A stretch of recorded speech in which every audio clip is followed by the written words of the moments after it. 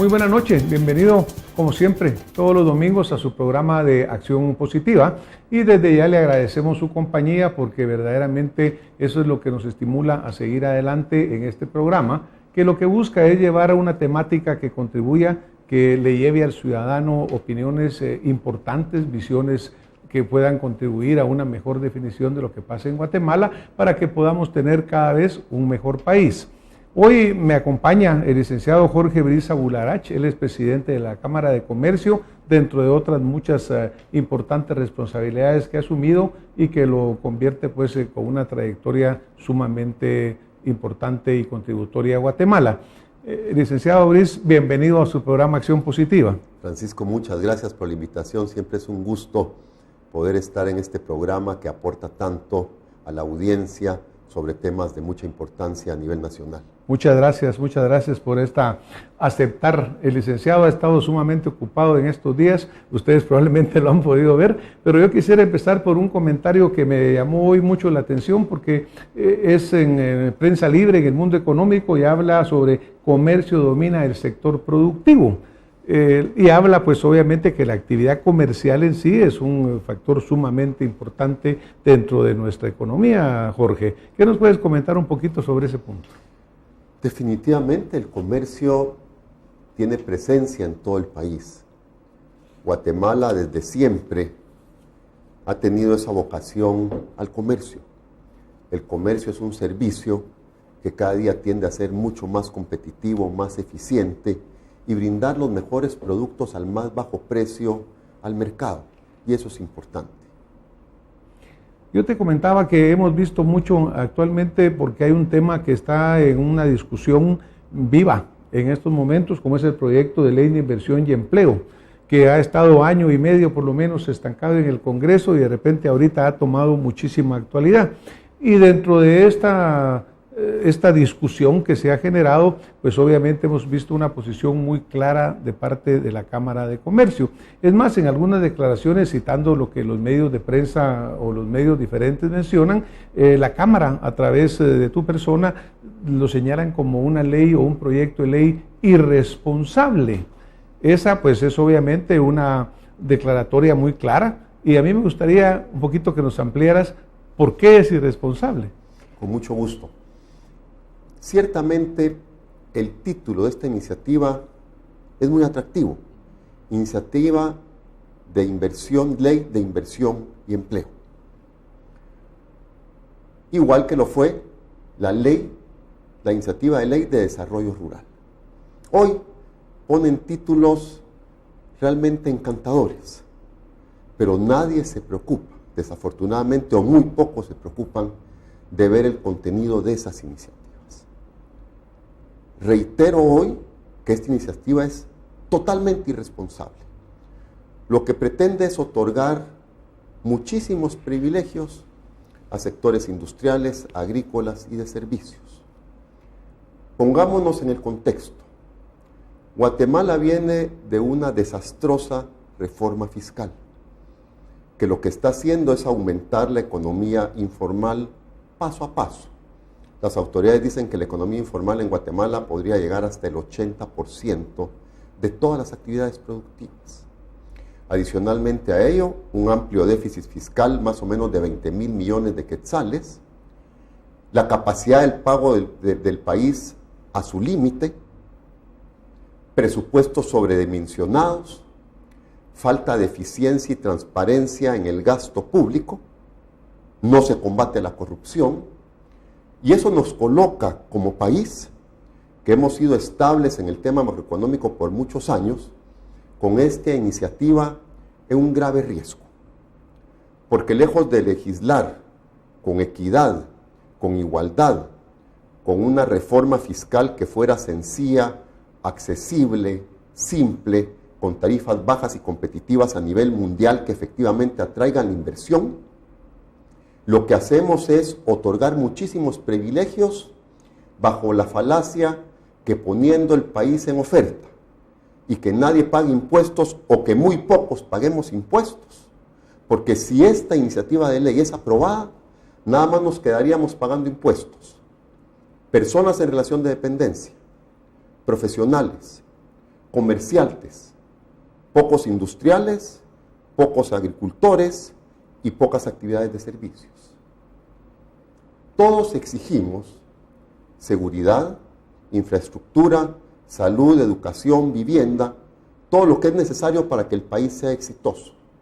¿Con qué recursos, si grandes empresas nuevas o las que ya están van a migrar a este concepto, van a dejar de pagar? Entonces, por eso es que es irresponsable. Además, lo que Guatemala necesita es mejorar en el tema de seguridad. Hemos visto la última semana graves hechos delictivos que afectan la vida de todos los guatemaltecos.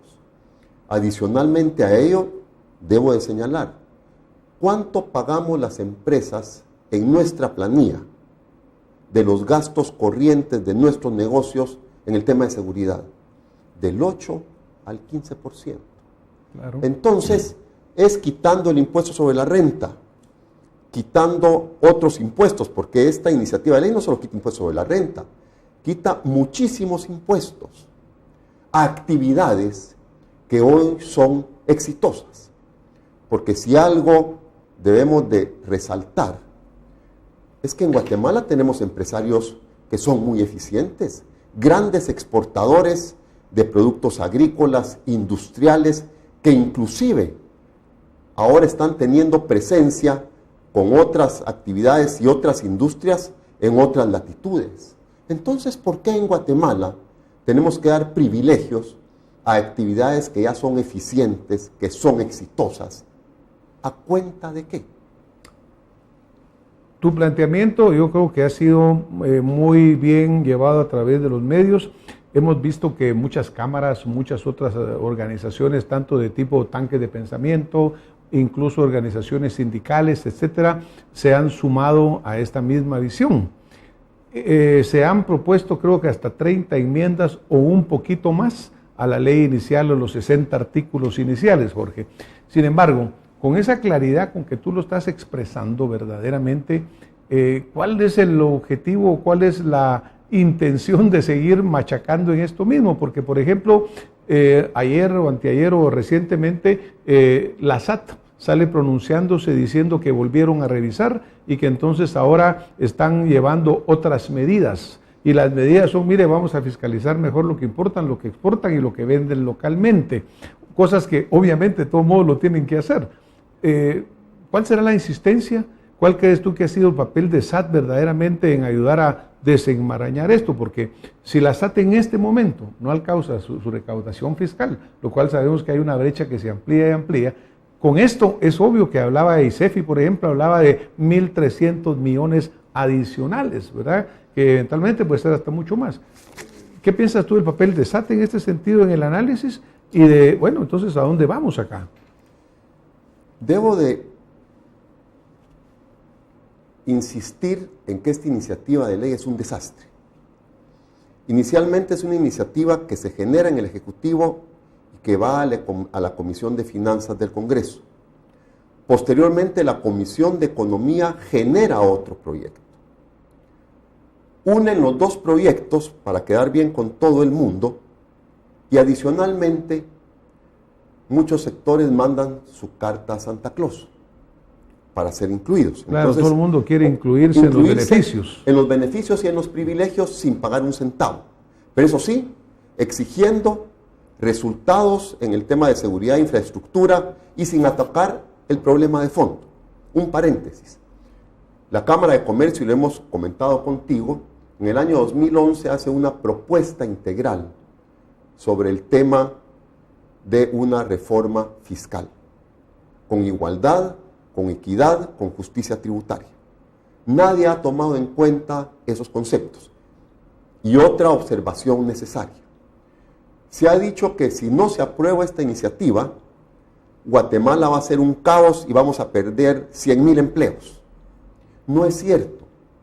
Y si efectivamente tenemos alguna actividad, como lo han señalado, como son las empresas que producen ropa y que están bajo el esquema de maquilas con sus beneficios, entonces si realmente están en riesgo, porque no pueden competir, que se haga una iniciativa de ley y que se promulgue una ley que efectivamente le dé solamente a ese sector y por un tiempo limitado esos beneficios. Lo que no se puede es generalizar como lo están haciendo. Ahora vamos al papel de la SAT. La SAT hace un informe detallado en marzo del presente año, en donde efectivamente establecen cuál va a ser el impacto fiscal de esta iniciativa de ley.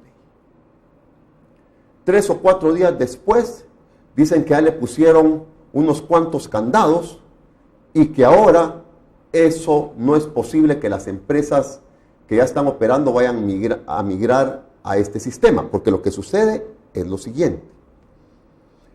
Son tales los privilegios que otorga esta iniciativa de ley y los plazos que pudieran llegar hasta 50 o 60 años, y adicionalmente los plazos comienzan a correr a partir de que la empresa tenga utilidades. O sea que posiblemente alguien podría llegar 100 años de privilegios sin pagar un solo centavo. La SAT hace sus observaciones, después dice, no, ya hemos puesto los candados y aquí no pasa nada. Que siga la iniciativa de ley corriendo. Posteriormente le preguntan nuevamente a la SAT y dicen, no sabemos, porque esto es un experimento, lo que pudiera acontecer con esta iniciativa de ley. Entonces, ¿de qué estamos hablando? De verdad, la Cámara de Comercio es la primera que coincide en que en Guatemala tienen que haber condiciones para seguir generando empleo. En un programa que ustedes bien lo establecen, cuánto crece Guatemala económicamente y cuánto crece la población. Y tú hacías la referencia, entonces cuánto quedaba de crecimiento económico real. Claro. Y ustedes también argumentaban en el programa que ese crecimiento es totalmente insuficiente. Estamos claros que en Guatemala se tiene que generar más empleo, pero no es otorgando privilegios, desbaratando la economía con una macroeconomía que ya no va a funcionar, porque al final del camino veamos qué pasó en países más desarrollados en Europa, que tuvieron enormes déficits fiscales. ¿Qué generó? 22,000 desempleados solo en un país, países mucho más avanzados. Bueno, la crisis en España, Grecia, Italia. La crisis española, 22,000 desempleados. Claro. Imaginémonos cuál podría ser el impacto. Y lo que señala el ICEFI, y también lo señala el estudio de la SAT, el impacto inicial puede llegar a 1.300 millones de quetzales. Veamos cuando empresas comiencen a migrar y todas nuevas inversiones vengan a este concepto, podríamos llegar a 5,000 o 6,000 millones de quetzales solo por concepto de no pago de impuestos. Entonces, a mí me luce, hoy tenemos una economía informal del 70-80%, que simple y sencillamente apenas si pagan un poco de IVA. Hoy, con una iniciativa como esta, lo que estamos haciendo es que más personas legalmente se sumen a la informalidad por una ley y que tengan igualdad de condiciones y que no paguen un solo centavo. Claro, pues sí, obviamente totalmente incongruente, ¿no? En un programa anterior tuvimos oportunidad de hablar contigo de esto de la economía informal, porque uno de los espejitos que se usan constantemente es la oferta de decir, miren, vamos a crear, creo que hoy hablaban de 500,000 empleos, en un gobierno anterior hablaron de 700,000 empleos, pero lo que hemos visto constantemente es que crece la economía informal. Entonces, a esta gente realmente todo esto le viene del norte, como se dice coloquialmente, pero aquí legalmente estamos creando mucho más de ello. Me llama la atención el hecho que tú mencionas, pues que las empresas pagan una enorme cantidad de dinero en seguridad y sin embargo siguen siendo presa de la extorsión, siguen siendo presa de los ataques, siguen siendo presa de las mismas autoridades de policía de Guatemala que contribuyen a que esto suceda. Pero me llamó la atención algo que también tú mencionabas, decía, Guatemala no necesita tener incentivos para desarrollar su economía. Lo que necesita es que esos privilegios no vayan ahí. Si se dan privilegios, que vayan como forma de solidaridad y subsidiariedad con el pueblo de Guatemala. ¿Podrías ampliarme este concepto, Jorge, desde tu visión?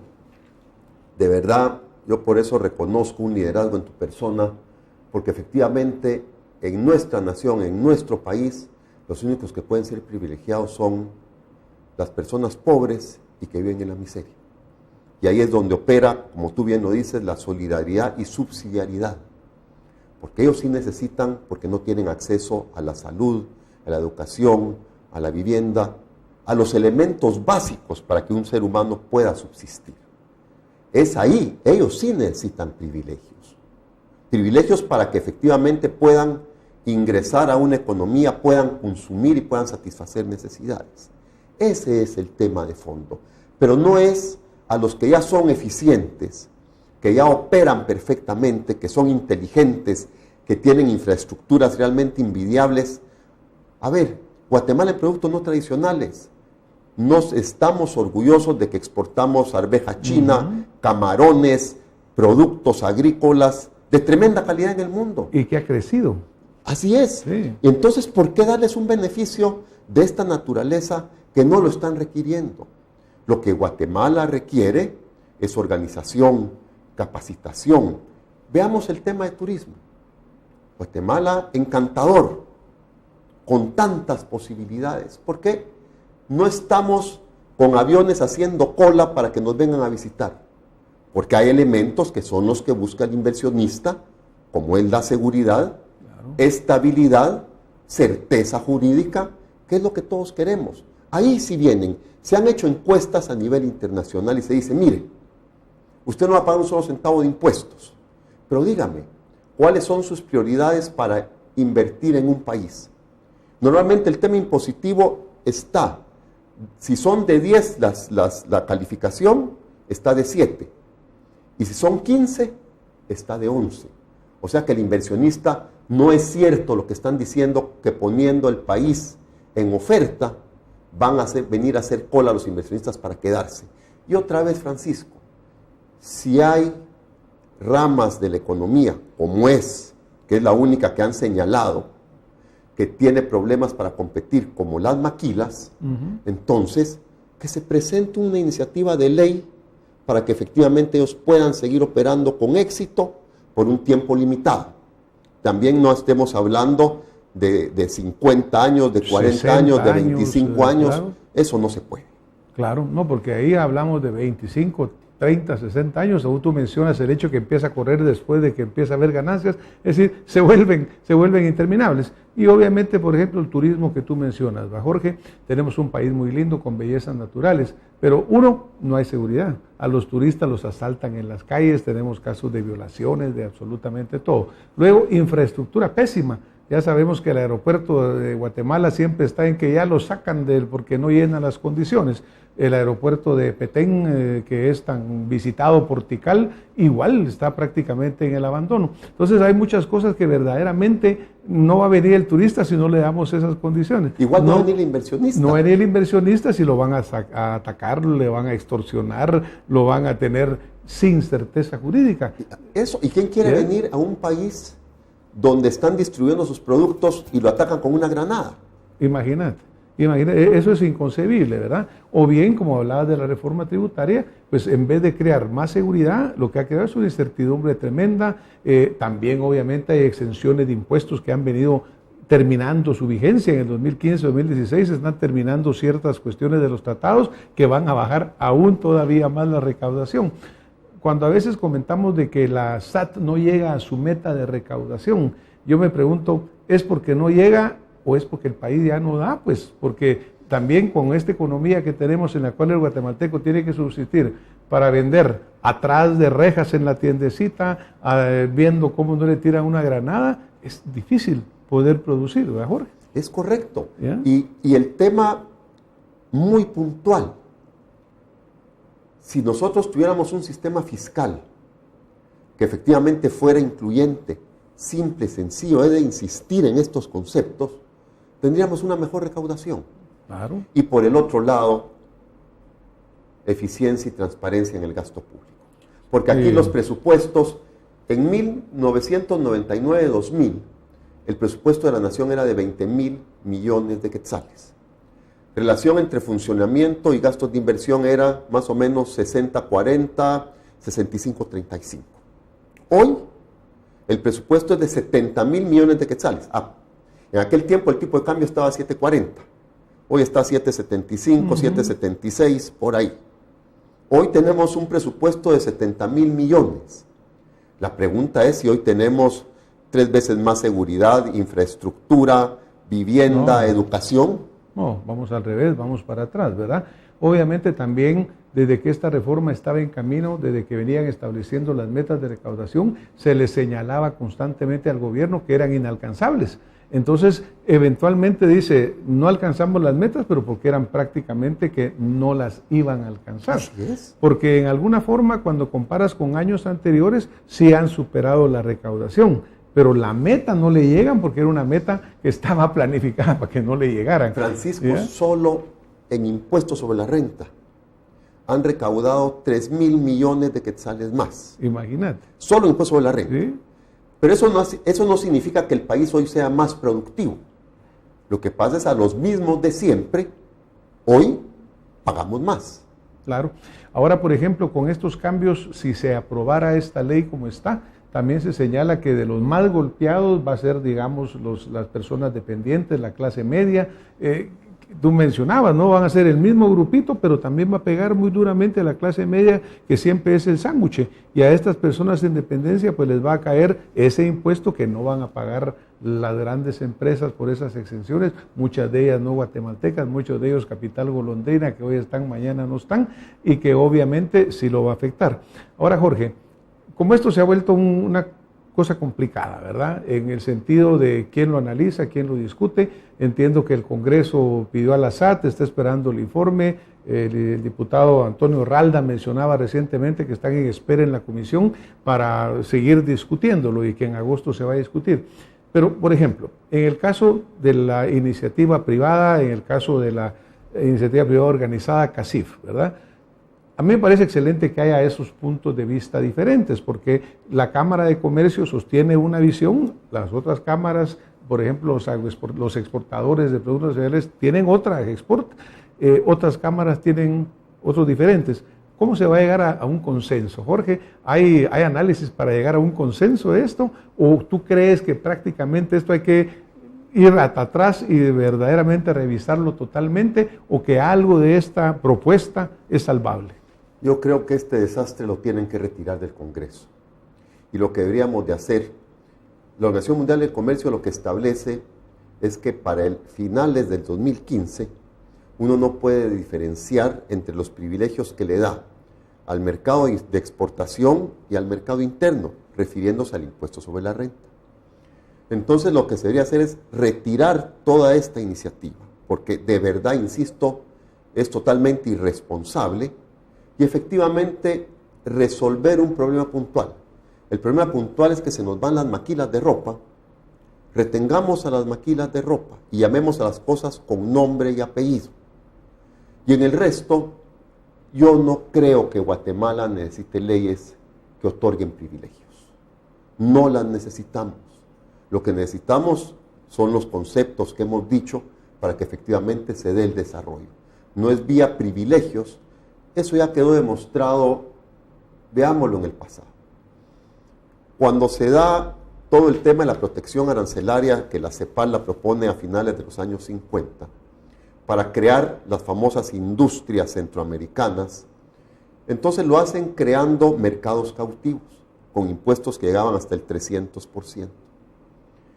Ese proyecto estaba para 10 años. Después de 10 años, todos suponíamos que ya no tenía que haber más protección arancelaria. Desafortunadamente pasaron 10, pasaron 20, pasaron 30, pasaron 40 años. Hasta en los años 90 que afortunadamente comenzamos a desmantelar esa protección arancelaria. En aquel tiempo yo también estaba de presidente de la Cámara de Comercio y me decían que con la posición de la Cámara de Comercio de liberar los mercados, Guatemala iba a ser un caos donde todas las industrias o la mayoría iban a cerrar porque iban a quebrar. Gracias a Dios, la historia nos da la razón. Bajaron impuestos de importación, los guatemaltecos pudimos consumir más con el mismo dinero, porque en el pasado eran tales los impuestos que podía uno comprar muy poco. Las industrias crecieron, fueron mucho más competitivas, más eficientes, con menores precios y han ido a otros mercados. O sea que tuvimos una experiencia importante. Y que es lo mismo en esto, es exactamente el mismo concepto. Ahora nosotros desafortunadamente nos hemos venido acostumbrando a resoluciones apocalípticas de nuestro Congreso y de repente nos dormimos bien y despertamos con una pesadilla porque aprobaron de la noche a la mañana como se hizo con la reforma tributaria. Sin el debido estudio se aprobó en tiempo récord. Con el endeudamiento. Claro, ¿qué pasa si mañana viene y nos dicen, mire, lo aprobamos? Ya estamos llegando bien cerca del final, Jorge, así que, ¿qué pasa si esta gente viene y lo aprueban? Nosotros tendríamos ¿Cómo está? ¿Cómo está? ¿Sí? Nosotros estamos claros que interpondríamos recursos de inconstitucionalidad. Si ya lo legislan, tendríamos que interponer recursos de inconstitucionalidad de inmediato. El camino para ti realmente es regresar este proyecto, hacer una evaluación consensada probablemente, no solamente de un sitio, porque por ejemplo organizaciones diferentes dicen es que aquí no se tomó en consideración a nadie más, sino que alguien la inventó, la pensó, la hicieron y la llevaron sin tener un consenso. Entonces tú pensarías que debería haber un consenso más amplio, una discusión más amplia y ver qué es rescatable y qué no. Yo diría que de esta iniciativa no hay nada rescatable. Okay. En eso estoy claro. Okay. Pero sí creo que el diálogo y los consensos son importantes en nuestra nación. Y si no hay consensos, pero sí que tengamos la sensatez de proponer algo que sea viable y que efectivamente dé insumos para que el país se desarrolle. Y por el otro lado, resolver lo urgente. Lo urgente, como ellos lo han señalado, son la maquila de ropa. Resolvamos eso. Y después veamos y sigamos trabajando porque lo hacemos todos los días para que mejoren las condiciones del país en los temas de seguridad, de infraestructura, de educación y todos los temas fundamentales para que en Guatemala se genere más empleo e inversión. Gracias, Jorge. Como ya estamos casi al final, ¿cuál quisieras tú que fuera el mensaje que tú le quisieras dejar a nuestra audiencia en las cámaras? ¿Cuál es ese mensaje clave que le querés dejar hoy? Un mensaje positivo. Que tenemos una gran nación, que efectivamente podemos mejorar muchísimo, que son más las oportunidades que los problemas que estamos enfrentando. Muchas gracias, Jorge. Pues verdaderamente, primero, yo creo que es una acción positiva la que hace la Cámara de Comercio, presidida por el licenciado Jorge Briz, porque no es fácil oponerse, ¿verdad? Aparentemente existía desde el principio como que una planadora que quería llevar esta ley muy rápido sin importar las consecuencias. Entonces yo creo que ha sido una labor de ustedes muy importante el oponerse sustentadamente a cosas que nos pueden dañar. Obviamente ustedes son motores importantes, el comercio es fundamental y yo creo que lo están haciendo en derecho y bien. Yo te agradezco en nombre de nuestra audiencia que nos hayas acompañado esta noche. Gracias por lo que nos has contribuido y enriquecido con tus conceptos. Y a ustedes que nos han estado viendo y escuchando esta noche, pues muchísimas gracias por estar con nosotros y nos vemos la próxima semana con más Acción Positiva. Muy buenas noches.